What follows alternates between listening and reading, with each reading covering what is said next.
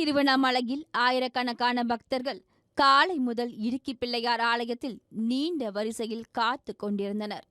இந்த நிலையில் உடல் பருமனான ஆந்திரா மாநிலத்தை சேர்ந்த பெண் பக்தர் இடுக்கி பிள்ளையார் கோவிலில் நுழைந்து வெளியே வர முயற்சித்தார்.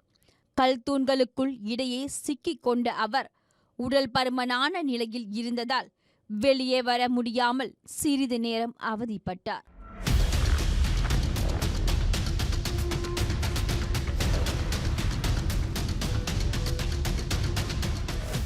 இதனை அறிந்த சக பக்தர்கள் உடனடியாக அவரை முன்பக்கத்தில் இருந்து இழுத்து பத்திரமாக மீட்டு அனுப்பி வைத்தனர்.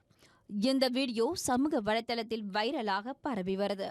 இதனைத் தொடர்ந்து இந்து சமய அறநிலையத்துறை உடனடியாக இந்த விவகாரத்தில் தலையிட்டு இடுக்கி பிள்ளையார் ஆலயத்திற்குள் எந்த எடையுடன் பக்தர்கள் செல்ல வேண்டும், உடல் பருமனானவர்கள் செல்லக்கூடாது என்பது உள்ளிட்ட பல்வேறு வழிகாட்டு எச்சரிக்கை நெறிமுறைகளை உடனடியாக நடைமுறைப்படுத்த வேண்டும் என்பது பக்தர்களின் கோரிக்கையாக இருப்பதோடு மட்டுமல்லாமல் பகல் மற்றும் இரவு நேரங்களில் கோவில் நிர்வாகத்தின் சார்பில் ஒரு அதிகாரியும் காவல்துறையின் சார்பில் இரவு பகலும் காவலரை நியமித்து பக்தர்களை பாதுகாக்க வேண்டும் என்பது சமூக ஆர்வலர்களின் கோரிக்கையாக எழுந்துள்ளது.